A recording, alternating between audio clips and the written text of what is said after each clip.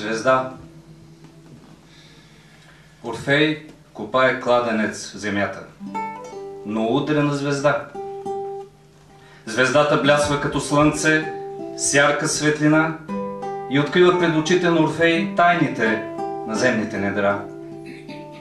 Орфей поема в шепи чудодейната звезда и я поставя за темел на бъдещия храм. А на мястото, където бе звездата, бликва изворна вода, която бързо се превръща в река. Хилядолетия откак тече реката през земята на Орфей и крие все така в таинствените свои дълбини рибата на Бога, и храмът свети винаги в нощта.